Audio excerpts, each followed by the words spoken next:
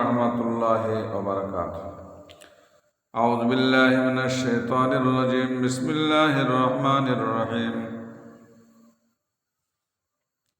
আল্লাহুম্মা সাল্লি আলা সাইয়্যিদিনা ওয়া নাবিয়িনা ওয়া শাফিয়িনা ওয়া হাবিবানা ওয়া মাওলানা মুহাম্মদ ওয়া আলা আলিহি ওয়া আসহাবিহি ওয়া বারিক ওয়া সাল্লিম। আলহামদুলিল্লাহ, সমস্ত তারিফ ও প্রশংসা সে মহান আল্লাহ তাআলার জন্য। তারপরে পরই আল্লাহ তাআলা যে নবীজির ওসিলায় আমাদেরকে এই বিশ্বজগতে পাঠিয়েছেন, সে নবীজির ওপরে শত কোটি দরুদ ও সালাম বর্ষিত হোক। সকলে বলেন যে আল্লাহুম্মা আমিন। সাল্লাল্লাহু আলাইহি ওয়াসাল্লাম। অন্যান্য নবী আলাইহিস সালাম গণেরা আমাদের নবীজির উম্মত হওয়ার জন্য দোয়া করেছিলেন। আমরা দোয়া না করলেও তিনি যে আমাদেরকে মেহেরবানি করে এ নবীজির উম্মত করে পাঠিয়েছেন, সেজন্য আল্লাহর কাছে শুকরিয়া আদায় করে বলেন আলহামদুলিল্লাহ। আজকে আমি হযরত সালেহ আলাইহিস সালামের জীবনে আলোচনা করব। আউযু বিল্লাহি মিনাশ শাইতানির রাজীম। বিসমিল্লাহির রহমানির রহিম। হযরত সালেহ আলাইহিস সালাম হযরত সালেহ আলাইহিস সালামকে সামুদ জাতির প্রতি নবী রূপে প্রেরণ সম্পর্কে আল্লাহ তাআলা পবিত্র কোরআন শরীফে ঘোষণা করেন, ওয়া ইলা সামুদ আখাহুম সালিহান ক্বালা ইয়া কওমি ইবুদুল্লাহা মা লাকুম মিন ইলাহিন গায়রুহু। অর্থাৎ আল্লাহ তাআলা সামুদ জাতির প্রতি পাঠালেন তাদের ভাই সালেহকে। তিনি বললেন, হে আমার জাতি, তোমরা আল্লাহর ইবাদত করো, তিনি ব্যতীত তোমাদের অন্য কোনো ইলাহ নাই। হযরত সালেহ আলাইহিস সালাম এর বংশ পরিচিতি আল্লাহ তাআলার ঘোষণা। আর আমি সামুদ সম্প্রদায়ের প্রতি তাদের ভ্রাতা সালেহকে পাঠালাম। এ দ্বারা সুস্পষ্ট প্রতীয়মান হয় সালেহ আলাইহিস সালাম সামুদ বংশ সম্ভূত। আল্লাহ তাআলা তাকে স্বসম্প্রদায়ের প্রতি নবী করে পাঠান। তার বংশ পরস্পর সম্পর্কে তাফসীর বেদে ওলামায়ে কেরামের মত পার্থক্য রয়েছে।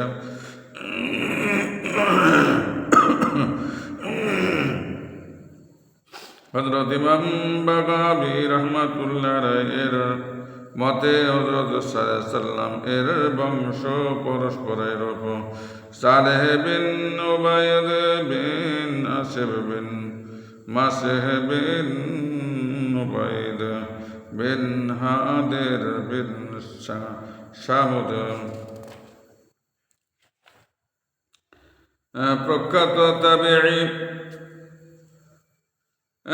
ওয়াহাব বিন মুনাব্বিহ রাহমাতুল্লাহ আলাইহির মতে হযরত সালেহ আলাইহিস সালাম এর বংশ পরস্পর এর সালেহ বিন উবাইদ বিন জাবির বিন সামুদ।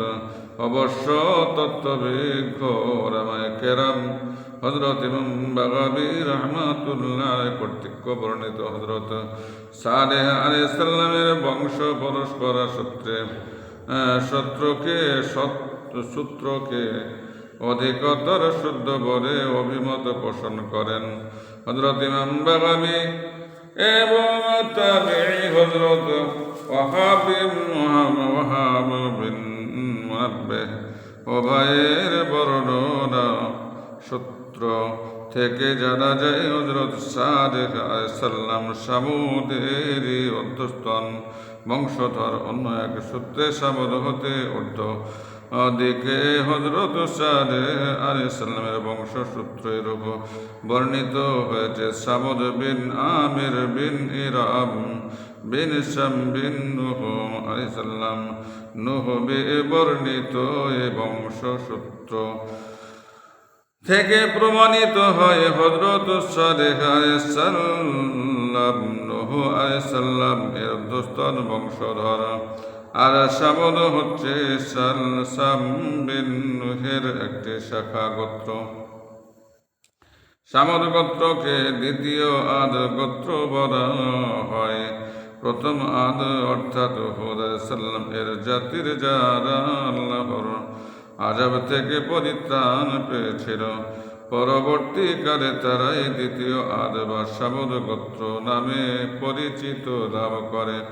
আর আল্লাহ তাআলা এই দ্বিতীয় আদ বা সামুদ সম্প্রদায়কে হেদায়েতের উদ্দেশ্যে হযরত সালেহ আলাইহিস সালামকে নবী করে পাঠান।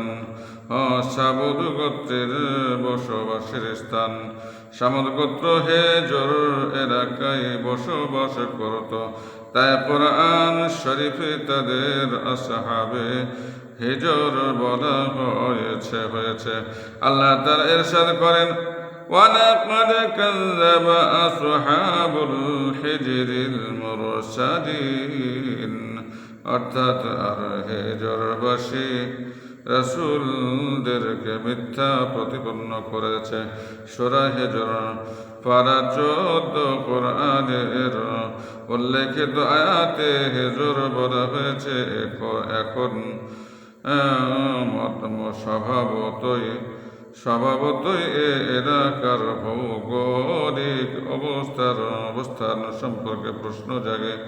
হেজর ও সিরিয়ার মধ্যবর্তী স্থানে অবস্থিত ওয়াদিয়ে করা নামক স্থান পর্যন্ত যে বিশাল বিস্তৃত প্রান্তর, তাই ছিল সামুদ গোত্রের বসবাসের স্থান। বর্তমানে এলাকা ফজলুন নাকা নামে পরিচিত। আর সম্প্রদায় দক্ষিণ আরবে বসবাস করত। তাদের আল্লাহদ্রোহী কাফেররা আযাবে ধ্বংস হবার পর আযাব থেকে পরিত্রাণ প্রাপ্তরা উত্তর আরবের হেজর এলাকায় এসে বসবাস করতে থাকে। এ এলাকাটি আধুনিক সিরিয়া সংলগ্ন এলাকায় অবস্থিত। এ এলাকায় এখনো সামুদ গোত্রের লোকদের ঘর বাড়ি, দালান কোঠার ধ্বংসাবশেষ, পাপাচার এবং আল্লাহ দ্রোহিতায় তাদের ধ্বংসপ্রাপ্তির সাক্ষী হয়ে আছেন। দাওয়াত ও তাবলীগ পূর্বে আলোচনা করা হয়েছে যে সামুদ সম্প্রদায় দ্বিতীয় আদ নামে পরিচিত। কেননা এরা আল্লাহর আযাব থেকে মুক্ত আদ সম্প্রদায়ের ঈমানদারদের পরবর্তী বংশধর। দীর্ঘকাল পর্যন্ত তারা তাওহীদের উপর স্থিত থাকলেও কালক্রমে মূর্তি পূজা এ সম্প্রদায়ের জীবনে স্থায়ী পারঙ্ক পেতে বসে। এর কুফল স্বরূপ অন্যান্য সামাজিক অপরাধ তাদের মাঝে বিস্তৃতি লাভ করে। আল্লাহ তাআলা তাদের হেদায়েতের উদ্দেশ্যে হযরত সালেহ আলাইহিস সালামকে নবী করে প্রেরণ করেন। সালেহ আলাইহিস সালাম স্বজাতিকে আহ্বান জানালেন, তোমরা আল্লাহর একত্বের স্বীকৃতি প্রদান করো, আমাকে আল্লাহর নবী বলে মান্য করো। আল্লাহ এক, একক, লা শরীক। নিঃসন্দেহে আল্লাহ তাআলা আমাকে নবী করে তোমাদের হেদায়েতের উদ্দেশ্যে পাঠিয়েছেন। আল্লাহর একত্ব তার নবুওয়াত অস্বীকারী এরা বলল, তুমি যে আল্লাহর প্রেরিত নবী তার প্রমাণ কি? তিনি বললেন, বেঈমানি এবং মূর্তি পূজার অপরাধে আল্লাহ তাআলা হুদ সাল্লাম এর জাতি আদকে ধ্বংস করেছেন। হুদ আলাইহিস সালামে এর পরে আমাকে আল্লাহ তার ইস্তাওয়ালাভিষিক্ত করে প্রেরণ করেছেন। তারা বলল, তোমার নবুয়তের সপক্ষে করো, মুজিজা প্রদর্শন করো। সালেহ সাল্লাম তাদের থেকে জানতে চাইলেন, কি মুজিজা দেখাবো? তারা সবাই সমস্বরে বলল, ওই যে পাথর দেখতে পাচ্ছ, তা থেকে একটি অস্থি বের হয়ে আসবে, ততক্ষণিক বাচ্চা প্রসব করবে এবং দুধ দেবে। এরপরে আমরা বুঝব এবং মেনে নেব সত্যই তুমি আল্লাহর কর্তৃক প্রেরিত সত্য নবী। তখন জিবরাইল সাল্লাম এসে হযরত সালেহ সাল্লামকে বললেন, আপনি তাদের থেকে অঙ্গীকার গ্রহণ করুন, আল্লাহর হুকুমের বিরুদ্ধচারণ করে করে তারা বুঝে যায়।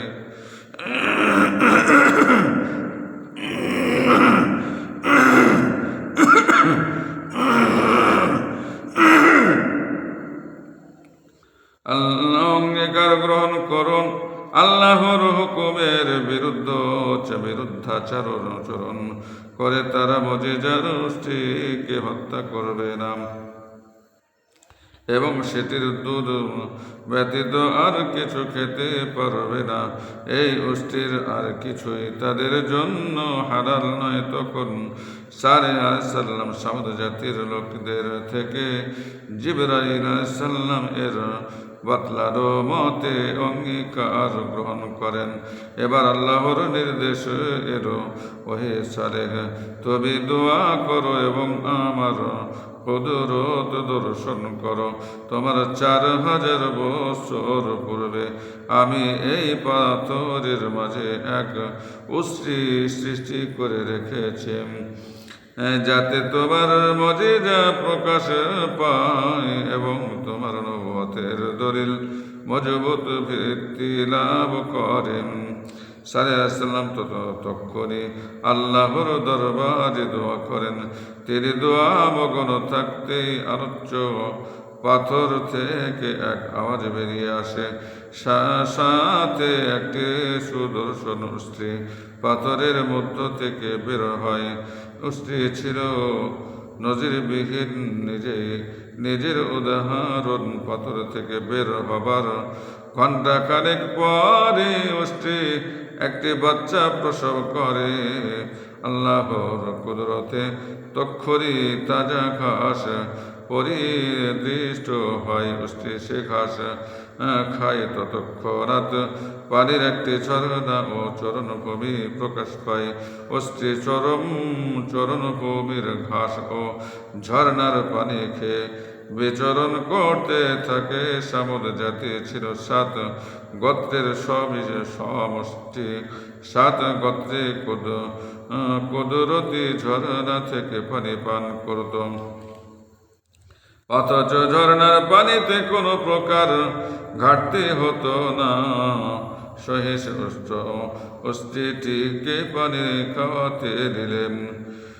সেটি ঝর্ণার সব পানি খেয়ে ফেলে। তখন সালেহ সাল্লাম সামুদ জাতির লোকদেরকে বললেন, তোমরা অস্থির দুধ দহন করে পান করো, এতেই তোমাদের পানির প্রয়োজন মিটে যাবে।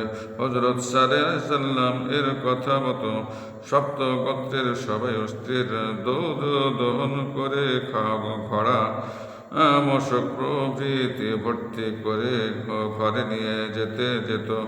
আল্লাহ তাআলা হযরত সালেহ সাল্লামকে বললেন, স্বজাতিকে বলুন, ঝর্ণার পানি একদিন অস্থি এবং একদিন আপনার জাতির লোকেরা পান করবে। এর পদ্ধতি হলো, যেদিন তারা অস্থির দুধ দহন করবে সেদিন ঝর্ণার পানি পাবে না। এ বিধি ঝর্ণা বর্ণনায় আল্লাহ তাআলা ঘোষণা করেন, হাযিহি নাকাতুল্লাহ শিরবু ওয়ালাকুম শিরবু ইয়াউমিন মা'লুমিন ওয়ালা তাবাসসুহা বিসুইন فيأخذكم عذاب يوم عظيم। অর্থাৎ এটি একটি অস্ত্র, একদিন এটির এবং একদিন তোমাদের পরিবারের পালা নির্ধারিত আর তোমরা অসৎ উদ্দেশ্যে সেটিকে স্পর্শ করো না, তাহলে এক কঠিন দিনের আযাব তোমাদেরকে পাকড়াও করবে। সূরা শুআরা অর্থাৎ আয়াত 155, 156, পারা 19। আল্লাহর কুদরতে এবং হযরত সালেহ সাল্লাম আল্লাহর কুদরত এবং হযরত সালেহ সাল্লামের দোয়ায় জন্ম নিয়ে অষ্ট্রীটি সর্বত্র অবাধে ঘোরাফেরা করতে থাকে। সে যেই জঙ্গলে সেটি অবিচরণ করতে যেত, তথাকার সব জানোয়ার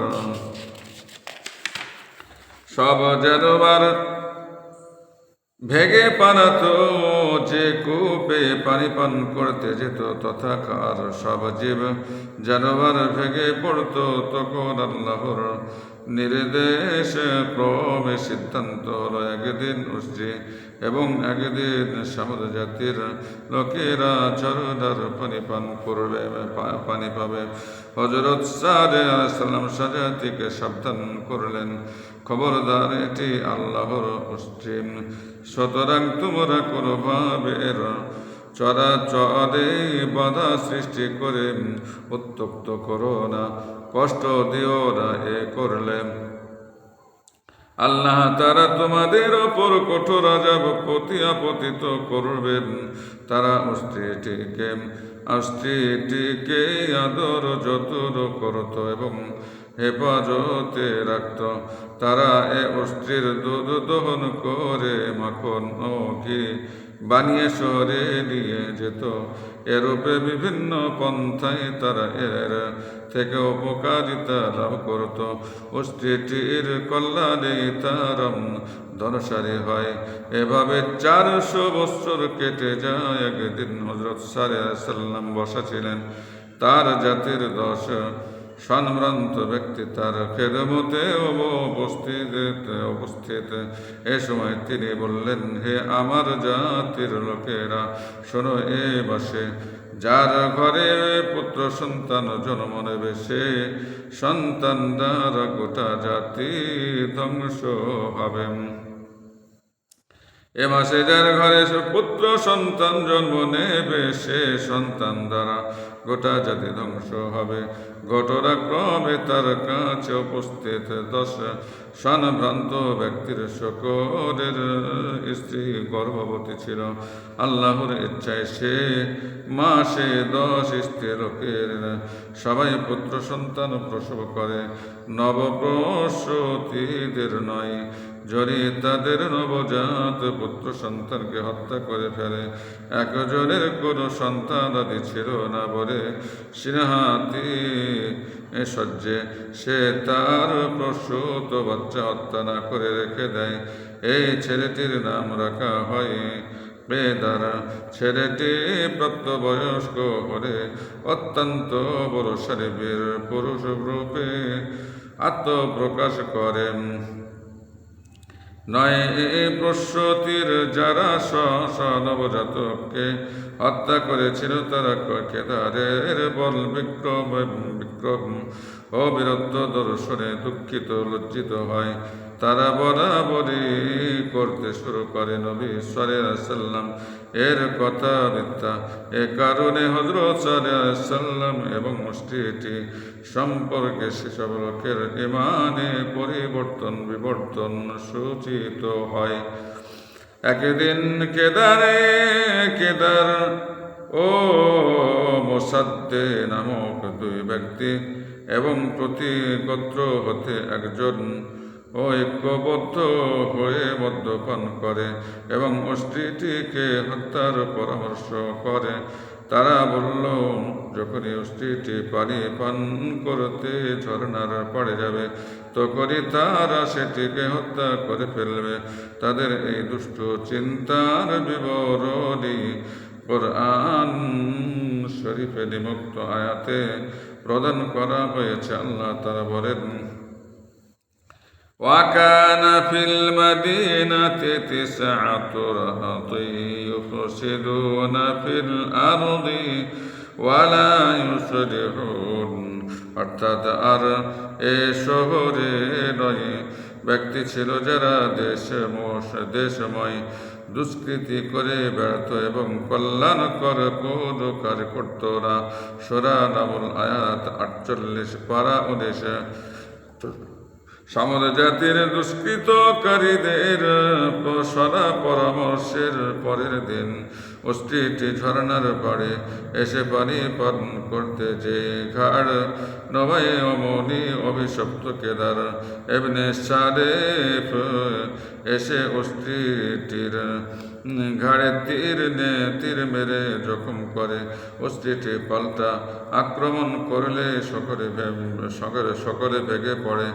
এ অবস্থায় অভিশপ্ত মোসাদ্দে এবনে দাহর পেছন দিক থেকে এসে পায়ে তলোয়ারের আঘাত করলে অস্ট্রিটি ভূপাতিত হয় আর সব অভিশপ্ত একত্র হয়ে অস্ট্রিটিকে হত্যা করে ফেলে।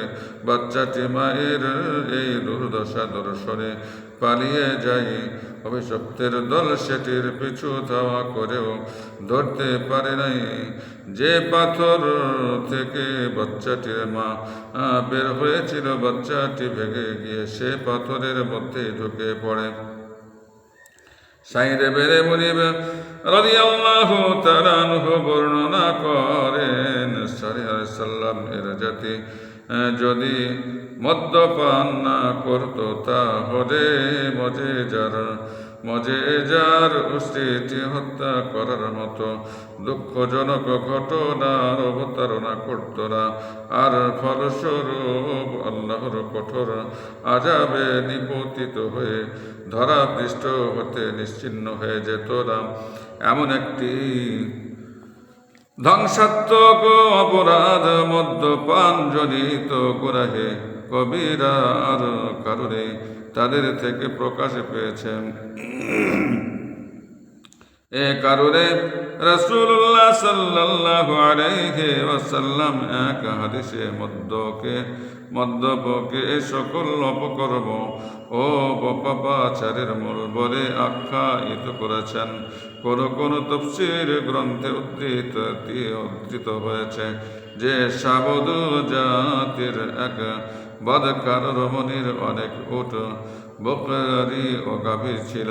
ঘাস পানির অপ্রতুলতা দর্শনে সে নিজের বদকর্মের স্বার্থে পুরুষটিকে বলল, মজেজার অস্ট্রিটির পা কেটে ফেল। সে দুর্ভাগ্যতাই করল। এতে সাবদ জাতির প্রতি আযাব ত্বরান্বিত হয়। এই ঘটনার 3 দিন পর তাদের ওপর কঠোর আযাব আপতিত হয়।